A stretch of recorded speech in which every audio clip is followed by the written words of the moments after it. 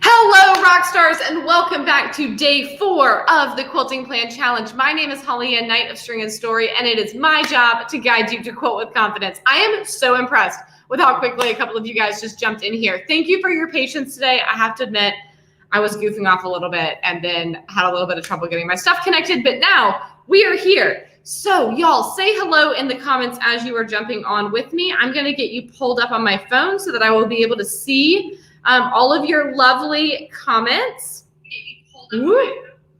Oh, you're not late, Kelly. It's me. It me. But I've got you pulled up on my phone, so I'll be able to see all of your lovely comments as we are here together and I'm presenting these slides. We do have a very interesting thing today that I'm going to attempt to do. I don't know if it's going to work. So I'm going to play around for just a second while you guys are getting on to see if I can figure out how to do it with this software. I've done it with Zoom before, but I want to try to show, let's see. I want to try to show you guys my iPad screen, and I'm a little unsure how to do that in the software I'm currently using. So as you're jumping on, tell me so far what has been your favorite thing that you have learned so far this week. And I want to read down a few of those before we get started here. Let's see. AirDrop. Nope, that's not it. Display and brightness. Home screen. I don't know, you guys. I may not be techie enough to do this the way that I wanted to, but we will figure out a solution that works well. Okay? I have an idea. It's less perfect, but I think it'll do. All right, favorite thing that you have learned so far during our time together. That's what I want to know. Found a software similar to Procreate that works on your Kindle. That's fabulous. Diane says, favorite thing, the 10 motifs. Breaking down the quilt, Kathy, let's break down the quilt plan into sections of features of the quilt. Yes. Favorite thing, let's see, breaking down the quilt plan into sections, different types of plan. Favorite thing learned was making a quilting plan. I love it. Well, without further ado, let's jump into today's slides so that I can share with you our latest lesson. As I mentioned at the very beginning, we're getting increasingly practical as we go along. So that's where, oh dear, see, I'm just like, you know, some days you win on the tech front and some days you don't. We're getting increasingly practical as we go along. So I actually have my iPad here, which this was the screen I was hoping to broadcast up to you guys. But if I have to hold it up, I'll hold it up. We'll make it work. Because we're going to talk about navigating our quilting plans today. So as I mentioned, welcome back to day 4 of the Quilting Plan Challenge. My name is Holly, a Knight of String and Story, and it is my job to guide you to quilt with confidence. A quick review. In lesson 1, we learned that a quilting plan is a roadmap that allows us to practice on paper so we can free motion quilt without fear of messing up our quilts. Remember, there's a workbook that has a page for each of these lessons. So if you're following along, don't forget to grab that. In lesson 2, this is not 2. In lesson 2, we talked about different jobs for our quilts and the different types of quilting plans that we might use for quilts with each job, i.e. adapting how heavily or intricately we quilt based on how heavily we think the quilt might be used, how kind of like love to death it might be, and whether or not we want to put that same amount of time and detail into a quilt that's going to be so heavily utilized, all right? Yesterday in lesson 3, we started to get really practical. We actually talked about how to draw our quilting plans and what that looks like in real life. We also began to break down not only the questions to ask to draw the quilting plan, but began to introduce some concepts of how to decide how to actually quilt a quilting plan. And today we're going to be going even further into that. So welcome to lesson 4 as we get really practical about navigating that quilting plan and thinking through how we might actually stitch it out. If you are brand new and do not yet have the workbook that I mentioned, please go to stringandstory.com/quilting plan challenge. You can enter your email and a free download will be sent to you. It also is a great way to make sure that you're getting the replay emails that are being sent out each afternoon. There, have been some fun little bonus downloads in a couple of those emails, because I just want to make sure that everyone who's participating this week, you get as many free tools as possible to set you up for success on your free motion quilting journey. All right, let me see a few more favorite things. Patty, I know it was hard to find me today. I was a couple minutes late. I'm so sorry. Patricia says, I love the idea of no fear. A little confidence goes a long way. Yes, yes, yes. Dee says, hi from Olympia, Washington. My favorite item has been the type of quilting based on the quilt's job. Yes, Nancy loves learning about the IMG. If you weren't here yesterday, the IMG is your inner mean grump. That's that critical voice in your head that tries to tell you that you can't do it. Always remember that that critical voice is a liar. All right. Now, lesson 4 today, we are talking about navigating your quilting plan. Let me get one more sip of tea from my Seattle mug. Holla to all my Washington folks. This part of the process can be a bit of a process, but it makes the quilting process so much easier. Notice how much I said process, right? That means this is a thing that needs to be worked out. This isn't so much a step that is one and done, quick and simple. Right? A lot of what we've done, I've been giving you frameworks that when it comes down to it are pretty simple. Ask a question, answer the question, right? This is going to take a little bit of wrestling, right? This is where we're really fine tuning our decisions around what motifs we want to use on our quilt, but also how we're going to move around that plan. It can be not so much more tedious. That's not the right word, but it can be a little more involved. It is a process, as I indicated for you here. All right, so let's go back to our different types of quilting plans and talk through how we might navigate them. I've hinted at this every day that we've been together this week, but I want to do it kind of officially, right? So plan number 1, this is an all over quilting design, and there are a few ways that you might put this nice meander onto your quilt, all right? The first and second are specific to if you're working on a sit-down machine. The third is more if you're working on a long arm or quilt on a frame, okay? So the first way is to work from your top left to your bottom right, all right? If you are a native speaker and reader of English, this is a very normal way for us to navigate a space with our eyeballs, and thus it comes pretty naturally to navigate a space this way with our quilting. I say naturally because that's how our brain is kind of oriented, left to right, top to bottom. Right? But I encourage you, even if you're doing a quilting plan this simple, right? One introductory level motif all over the quilt, to still draw it out. Why? Because I want you to practice actually moving your doodling all the way across that quilt, top left to bottom right. All right. That's some spatial awareness that we don't necessarily use that often in day-to-day life, and practice makes progress in that department. Okay. The other way is that you could work from the center out, and you could do that in quadrants, or you could do it all at once. All right. So that you could just kind of work in sort of a, almost like a flower, maybe not even so much a spiral, because we don't necessarily want hard lines, or you could start in the middle, go all the way to the edge, come back to your starting point and pick up again, all right? Finally, you might start at the top left and work back and forth in rows.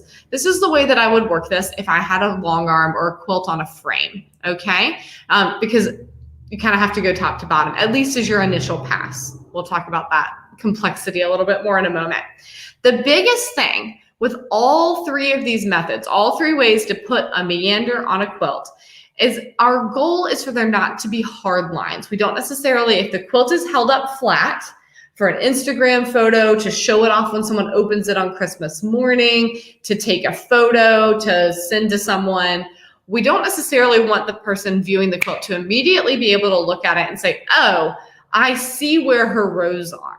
I see the way that she zigzagged back and forth from the top left to bottom right. I see the way they worked in rows from top to bottom, right? So we want to, at any point, make where our sections of quilting are meeting each other a wavy line. If you've ever done any pottery at all, then you'll know if you have 2 pieces of clay you need to put together, right? The way that you do this is by scuffing up the edges of the 2 pieces that need to be combined, and then you use a little bit of water to glue them together and smooth it, okay? We want scuffy edges. So what that means, a long arm is maybe the clearest example of this, is if I'm working this on a long arm, my pass is not going to be straight across like this, right? My pass is going to have a little wave at the bottom to it so that as I go back, I can fit up into that wave. So visually, I can't just see where I crisscrossed, right? If I'm working top left to bottom right, I'm going to work kind of up this way and then down this way and then down a little further and then back up and around and up to this corner and down and out, right? Moving around a space so it fills up kind of naturally and without hard lines makes the whole thing kind of visually more appealing, okay? Any questions about that? I know that's a little bit of a difficult concept to explain on a slide. So any questions about that?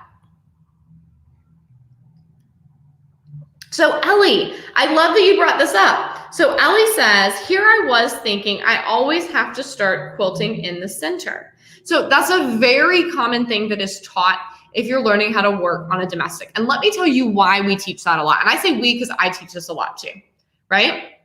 The reason we teach that a lot is because anytime we piece bits of fabric together, even if we press them as carefully as we can, anytime there's a seam or anything, or a fabric has a little bit of stretch to it, there is what's called ease, okay?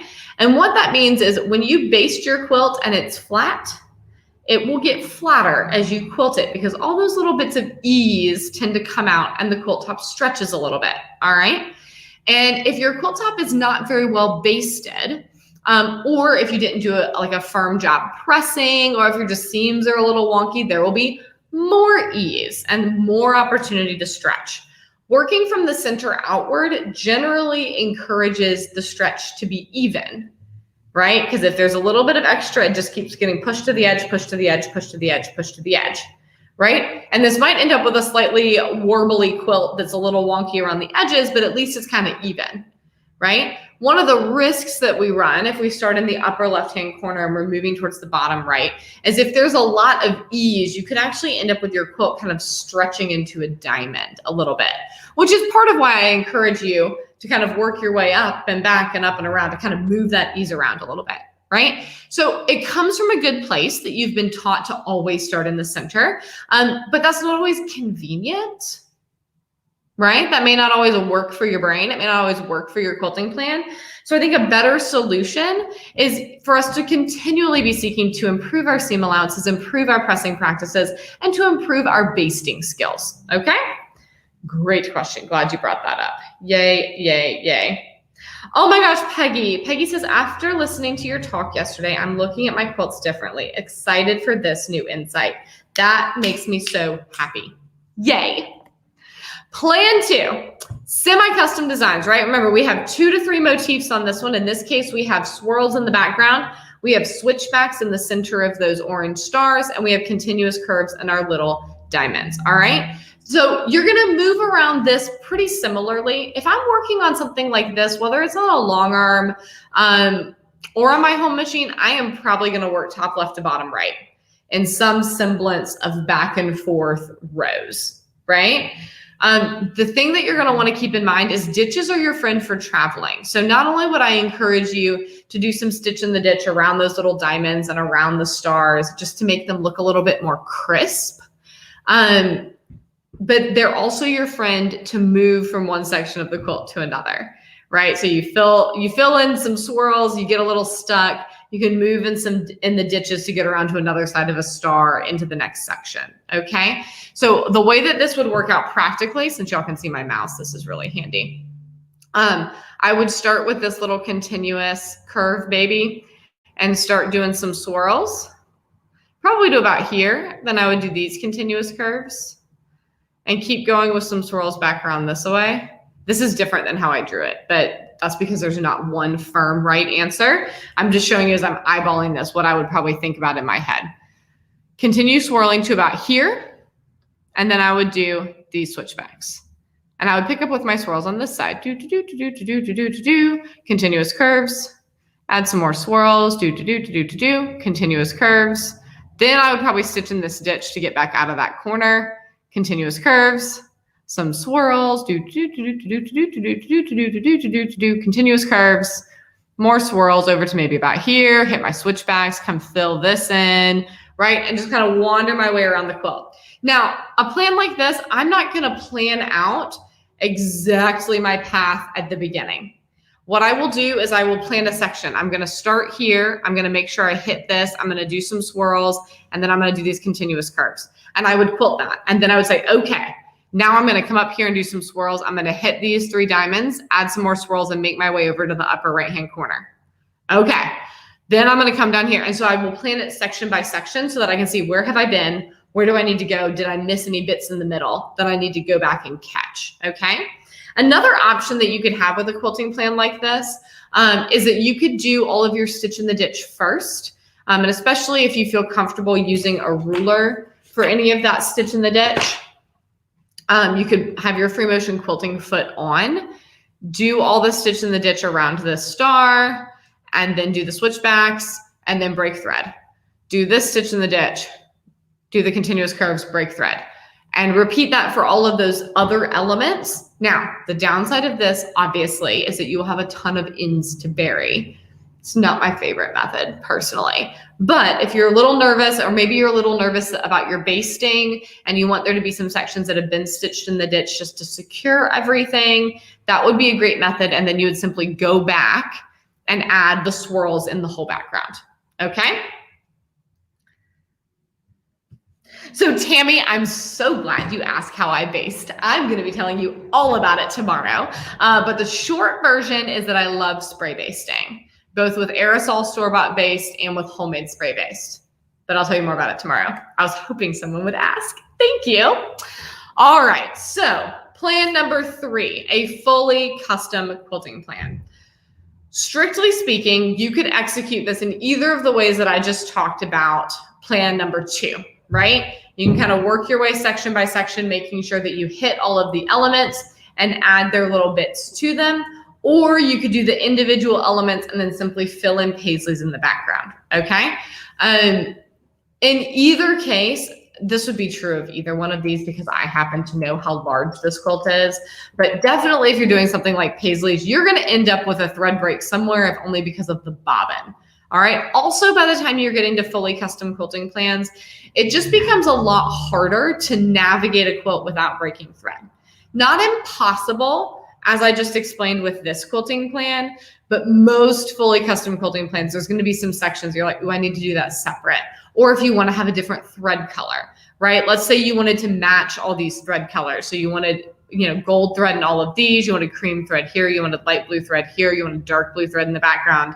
All of those thread color changes would lead to,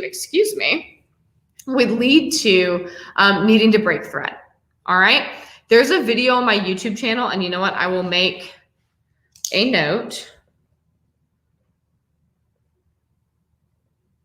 I'm making a note to try to include it in this afternoon's replay email, but I'm going to describe the process for you of how to bury threads, and then I'll provide a link so you can go check out the video, because I know that this is something I get a lot of questions about. All right. Method 1 of dealing with thread breaks. Take a couple of stitches in place and then just trim the threads close to the quilt top. All right. I know award-winning quilters who use this method, like big show award-winning. Okay. Personally, I have cats, I have a dog, I have 2 little kids, and most of the quilts that I make are for heavy use at my house. Okay. And the thing about that is little kids will pick at little loose threads, and pet nails are they're going to find any little thing that they could tug on that could cause harm to this. So personally, I prefer something that feels a little more secure to me. All right. And what I will do is when you get to the end of your quilting and you pause. All right. And normally if you pause when you're free motion quilting, you're going to want your needle to be down. Change that setting on your sewing machine. It'll save you a lot of heartbreak. But when you're ready to be done, you will stop. Your needle will be down. You'll raise your needle. Okay. Raise your presser foot. You want to raise your presser foot because it's going to release the tension discs and allow the thread to move off the spool and out of the bobbin. All right. Then you're going to slide your quilt straight back, or if you're on the long arm, you'll do the long arm straight back 6-8 inches and pull it back towards you again. The reason you do this is because it creates slack in the thread on top and the thread on bottom. It's especially important to have the slack in your bobbin thread. All right. Then you go and give a little tug to that top thread and it'll pop the little loop of your bobbin thread up. Draw that through so that you can trim your threads having a nice tail of 3 to 4 inches. All right, move it out from under the sewing machine. Then you're gonna take either a large-eyed needle like this one, right? Or a self-threading needle, either one. And you are going to tie a little granny knot in those 2 threads, thread those 2 threads through your needle, and put the tip of the needle into the quilt right where the threads are coming out. All right? Put that needle underneath the top of your fabric down in the batting for an inch, inch and a half, you know, almost a needle length, right? Put your finger on the back of the quilt so that you don't accidentally go all the way through the quilt, right? We want these threads to end up inside the quilt. And you're gonna rock your needle a little bit so that the tip of the needle comes back out the top, draw it out. So now what has happened, you can put your needle away, is your thread tails have gone into the quilt. They're running underneath the quilt top, and then you've brought them back out, all right? Give one little tug to pull the knot that you tied into the batting, and then very carefully trim those thread tails flush with the quilt top. Be careful not to like snip your quilt top, okay?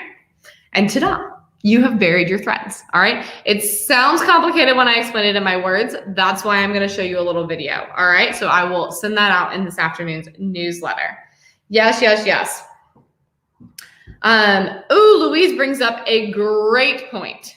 So, Trina, you're not missing a page in the workbook. This is all just, I'm chatting. You can take notes around the edges if you want to. Louise says, if I stitch in the ditch and then go back and fill in, I tend to get more wrinkles in my backing. So this is where basting is really, really important, right? Because basically what's happening is if your quilt is not basted thoroughly, yeah, all that movement, you'll get a little bit of shifting in your backing.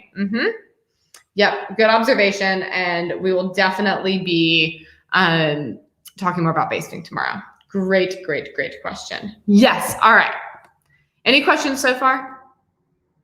Especially about these more custom plans or about burying threads.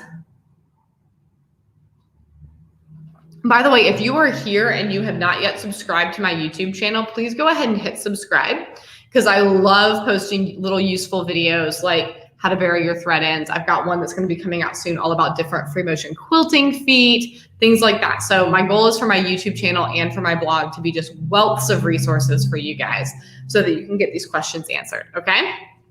All right, let's see. I'll keep an eye on the chat, but for now, I don't see questions. All right, this is the 5-paragraph essay of quilting plans. This is a quilting the traditional quilt, AKA a quilt with blocks, sashing, and borders with a semi-custom quilting plan is pretty much the 5-paragraph essay of quilting plans. All right, it's very formulaic.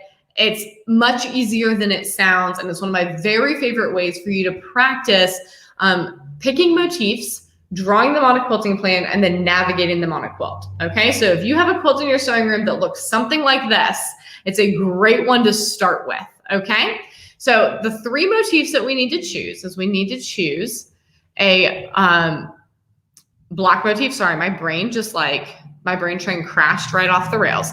We need to pick a block motif, a sashing motif, and a border motif. For the sake of our illustration today, I'm going to do a swirl in each of the blocks. I'm going to do wishbones in our sashing, and then I will do switchbacks in the borders. And I'm going to show you guys how to navigate this, okay? This is where I'm hoping that I can figure out how to show you guys my screen. I think, unfortunately, I'm going to have to hold it up for you, which is a little clunkier than I would like, but better than nothing. Let me answer these questions first. Let's see. Nicole says, should you bury your threads as you go or only at the end? Totally up to you, Nicole. I, especially on my long arm, will try to bury as I go just before I advance the quilt, but sometimes I don't feel like it, so I don't, and then I have to do it at the end. Yep. Rhonda says, when I originally learned how to free motion quilt 20 years ago, we were taught to start and stop with 6 to 8 inches close together, then trim thread. 6 to 8 inches close together, then trim threads. Yeah, so you totally can do that, Rhonda. I'm so glad that you mentioned it. So Neva, I definitely recommend basting in some form or fashion. Pinning is actually not my favorite method because I don't think it's as secure as something like spray basting, but it is a very commonly used method and it can be done very well. It just takes a lot of pins, like a lot of pins. Celeste says, I was so pleased to catch up on the lessons I missed this week, but then forgot to tune in today at 3. No worries, Celeste. There will be a replay. So Tammy says, I think you might forget where they are if you don't bury as you go. So that is one of the downsides if I don't bury as I go, is sometimes I will miss one and have to like circle back and fix it later. Because I often will find it when I'm binding. And I'm like, oh, there's one I missed. Oops. Yep. Great questions, you guys. All right, let's see if I can figure out how to share my screen with you guys. I really want to do, ooh, what is this? That's not what I wanted to do.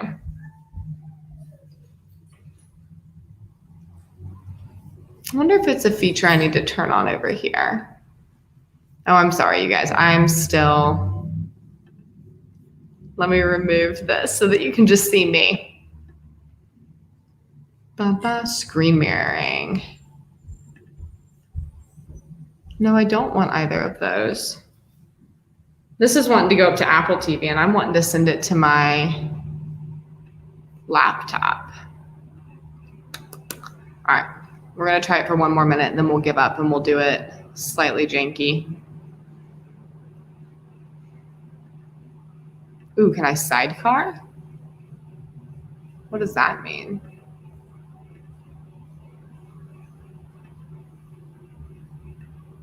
Here we go. AirPlay display.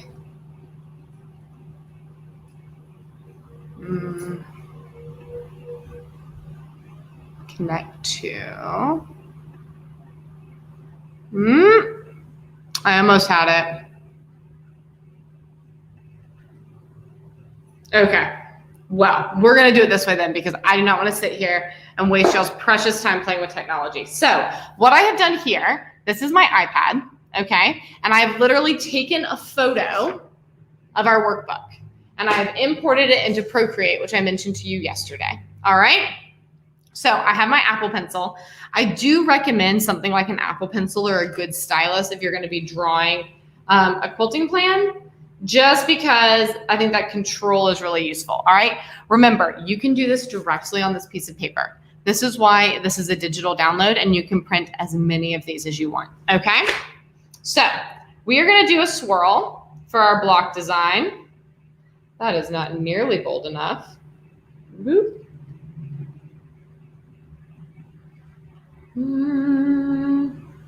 Let's go with a gel pen. That sounds nice. Okay.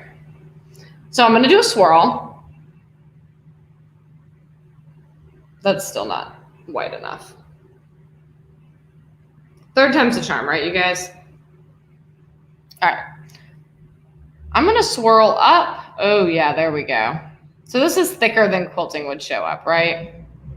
And I'm going to echo over to this corner. All right. So my goal with these swirls is I'm going to be entering at the bottom left, and I'm going to be exiting at the top right. Okay. And then I'm going to do my wishbones. Again, remember, this line's a lot thicker than quilting, so we're going to have some grace for it going over the edges. Notice how I go down with my wishbones in between my blocks. All right. And then I repeat. I'm going to do my swirl. And I will echo over to my upper corner. Okay. And back down. Swirl. And back down. Swirl. Now, in this case, I'm going to do a tricksy thing, okay? Because I want to treat the skinny border, which I'm going to use the same motif as the sashing. I want to treat it as a skinny border. So I'm not going to do that yet. What I'm going to do is I'm going to travel in this ditch down to here. All right. And now this is like, treat this like a typewriter. We got to go whoop back to the beginning. Okay. And we're going to do our wishbones this direction, standing on their little tails. Which one of you just asked about keeping them uniform? Clearly mine are not, working on this whiteboard. All right. And we're going to come all the way back down to the side. All right. I'm showing you guys the directionality of this. Then I'm going to travel in my ditch. Ooh. We switch to eraser. I'm going to travel in my ditch, and I'm going to do the same thing on the next row. I do my swirl, and then I do my wishbones. and then I do my swirl, and then I do my wishbones, okay? And we go all the way down till we travel in this stitch and we reset again. All right, do you guys see the pattern? So we go across with swirls and wishbones together with the blocks, and then we reset with the skinny sashing in between. We go across with the swirls and wishbones through the blocks and sashings, and then we reset with the skinny sashing in between. Down again, our next swirl, and we're gonna work our way all the way across, and then back, and then across for the final time. All right, so I'm working back and forth in passes. This works on both your domestic machine and on your long arm. Okay, that's something that I love about this. If you're working on a long arm, you'll have, if you float your top, you'll have basically basted your top up here, and you just won't worry about these borders yet. We'll start on the blocks. We're gonna circle back into the borders in a second, okay, if you're working on a long arm. From here, we finish here, right? Because we do our last swirl. And then we're gonna do the skinny border that goes all the way around, all right? And you can go up and around this way, or you can come down this way. When I'm doing wishbones and I need to turn a corner, I try to land the little loopy-doop in the corner, okay? And we're gonna bring this all the way around without breaking thread. Notice we have not broken thread yet, right? This is what I love about this method, is that the only time you're gonna break thread doing a quilt with this block and sashing layout, I'm gonna get a little closer so you guys can actually see the lines on my page, right? The only time you break thread is if your bobbin runs out, okay? Rachel asked a very important question. She says, is echo the same as stitch in the ditch? No. So an echo would be if we are drawing a shape. Here, let's see. Let me find a blank. Here we go. All right. So if an echo would be if I've made a swirl,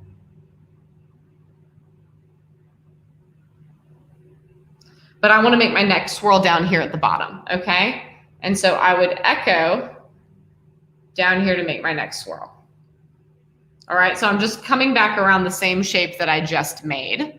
I'm not retracing right over the stitch line. I'm going around it and making more of the same, all right? Stitch in the ditch would be, let's say I have a flying goose that I'm quilting, right? And I have, let's see.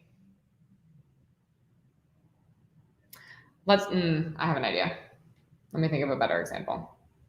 Stitch in the ditch would be if I have some flying geese.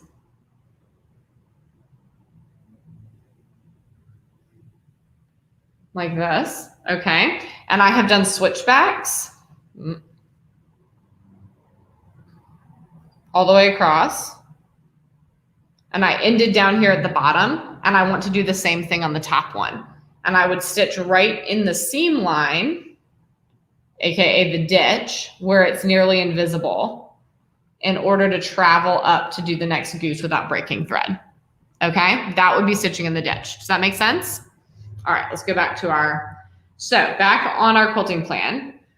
We've done our blocks, our sashing, and we've done our skinny border, and we've ended back where we've started. We go straight into that wide border with whatever motif you chose, right? I chose a switchback here. Notice I happen to just be going the opposite way than I did with the skinny border. There's no actual rule to that, all right?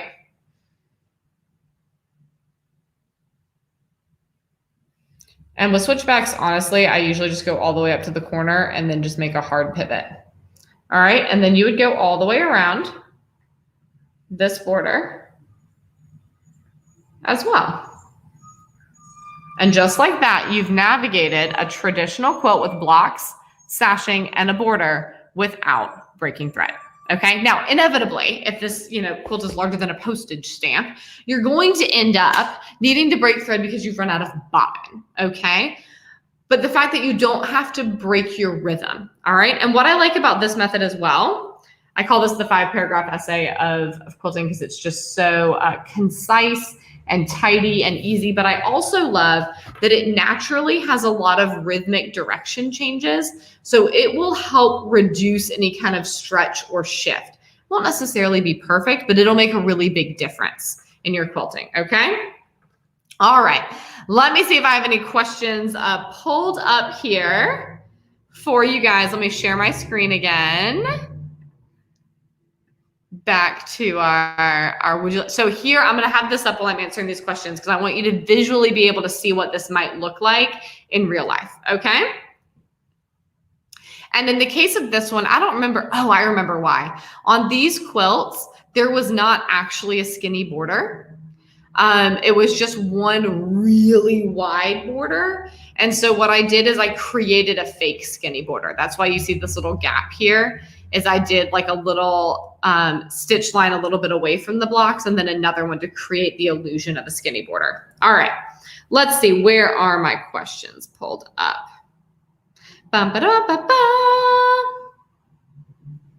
Tammy said, this is good for me. My first recent/first multi-motif had many thread breaks for different motifs. However, I was changing thread color a lot, so I probably had to break thread often anyway. So yeah, Tammy, that's such a great thing. What I love about quilting plans and learning how to navigate quilting plans and taking some time after you've drawn a quilting plan to think through the order in which you want to quilt stuff on your quilt is it may help inform how much you want to change thread color, right? If there's a quilting plan where I'm going to have to break thread anyway, I might as well change thread color. If I have a quilting plan like this one where I don't have to break thread otherwise, I'm a lot less likely to want to change thread color. I would rather just wind, like a half a dozen bobbins before I get started and just go one right after the other and get it done. And as you can see on here, I mean, this is like a turquoise block. This is a green and turquoise block. I used orange thread on the whole thing and it blends in really well. That's why I love Orifil 50 weight. That's my favorite thread because it's so fine and it just melts right into there, even when it's a different color. All right. Celeste says, I like the idea of developing a semi-custom plan. I've mostly done edge-to-edge designs and not been pleased with the results.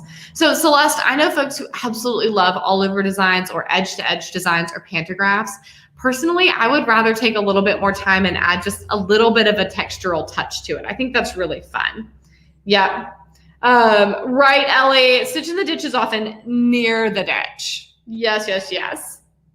So Linda, this diagram is right there in your workbook. So when you go back and watch the replay and practice drawing it out for me in order to have a copy, I want you to have to practice drawing it. That's so good to make that connection between your brain and your hand. Yep. And Mathis says, I have a difficult time going right to left with the wishbone. Do you know what? My biggest tip on that, practice.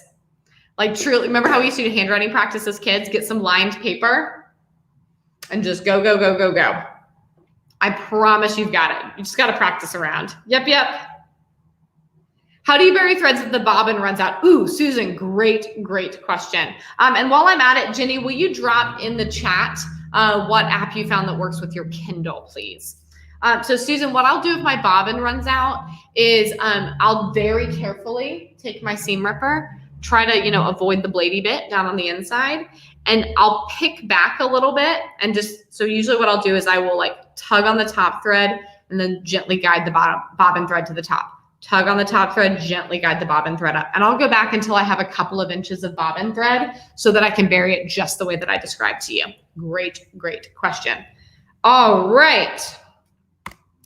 Tomorrow. This is so exciting. Great questions, you guys. I'm so excited that we got to make that work, even though I wasn't able to very savvily put my screen up on our screen. But tomorrow is extra special. So now that we have gone through, what is a quilting plan? What are the types of quilting plans? How do we draw a quilting plan? How do we think through navigating it with our sewing machine, planning our actual road trip, right? We drew the map and then we had to actually plan the itinerary today. How are we moving from point A to point B on this thing? Tomorrow, it's time to actually get our machines ready for free motion quilting, all right? Tomorrow is the final day of our quilting plan challenge and it will be super practical with tips about tension, basting, and more. Questions you guys have already started asking, and that is so good. It is awesome when you're going, okay, but like my next question is, right? Love that, love that. The other thing that I'm going to share with you is that Free Motion Quilting Academy is opening for enrollment tomorrow. After I teach you guys tomorrow, I'll be teaching for 30 to 45 minutes tomorrow, the same way that I've been doing every day this week. I'm going to share with you about the Academy, all right? The information that I've given you this week, I hope you have found it incredibly valuable and useful, because that has 100% been my goal. But I also know that there's a lot of questions that don't fit inside 5 30-minute lessons, right? Free motion quilting is a pretty big thing. And that's why I've created the Academy. If you have enjoyed this week, you are pumped about these quilting plans that you've made, you're excited to get your machine set up, and you're starting to wonder, but how do I actually make those motifs? You're going to love hearing about Free Motion Quilting Academy tomorrow. So your homework, my dears. I love giving little homework assignments, because I think it's good to take what we've learned together and make it practical for your quilt. All right. You've drawn out a quilting plan for your quilt. I want you to draw it again, but I want you to draw it the way you think you would navigate it with a sewing machine. Okay. What are you going to do first? What are you going to do second? Where are you going to start? Where are you going to travel to? And imagine that your pen is the sewing machine. How would I move this quilt under my machine if I were actually quilting it? All right. Also, please invite your friends to tune in tomorrow's grand finale, Tension Without Tension, and other practical tips for going from quilting plan to finished quilt. This is a really useful workshop that really can stand alone by itself. If you have friends who are going, I'd really love to learn how to free motion quilt, but I'm just really not sure about that tension thing. I'd really love to learn how to free motion quilt, but I'm not very good at basting. I'd really love to free motion quilt, but honestly, I don't even know what supplies I need to free motion quilt. All of those questions are going to get answered tomorrow. And I would love for all of y'all to bring your friends. They can join me right here on my YouTube channel, or I will include a Tension Without Tension link in the email that goes out today. If you are here with me right now and you have already signed up for the challenge and gotten this workbook, you do not need to register again for the masterclass, okay? This is day 5 of our time together. It just happens to also be a really fabulous standalone lesson. And you know, the more the merrier. So, final reminders. That is not an accurate URL. So sorry, you guys. Draw out that quilting plan in the way that you hope to stitch it on your machine. Join me again tomorrow at 3 p.m. for our grand finale, Tension Without Tension. And if you've got friends who are jumping in the first time, encourage them to sign up at stringandstory.com/tension-masterclass. Not the same link that's there. My apologies. I did not get that updated appropriately. They can also just go sign up for the challenge, because they might as well get this lovely little workbook, okay? All righty, my dears. Thank you for another fabulous day together. What closing questions do we have? Oh, guys, thank you so much. Okay, hang on. I gotta open this up where I can read them properly. Let's see. Beverly says, what type of quilting would you do on a stained glass style quilt? Ooh, that would really vary, Beverly. I'm not sure off the top of my head. I'd have to see it. Rita says, what happens when you run out of bobbin thread? We talked about that. Brilliant. Dorothy says, if your blocks are on point, do you follow the horizontal or the blocks? Ooh, I would probably turn the quilt cattywampus so that the blocks appear horizontal and work the quilting plan. Yeah, great question. Arlene says, I draw better with my machine than with a pencil. Any suggestions? My suggestion would be to do the doodling you need to do in order to make your quilting plan and to feel like you understand how motifs work, and then get on your machine. I'm the same way. I quilt better than I draw my quilting. Yep, for sure. Janet says, how do you get your swirls so balanced? Honestly, Janet, endless practice. It really is all about practice. And when I'm quilting them, I will actually use my free motion quilting foot as a little bit of a visual aid to gauge how far apart the sections are. Great question. Donna says, when can I sign up for the Academy if I'm already on the wait list? Donna, listen, right here in front of God and everybody, I'm going to let you in on a secret.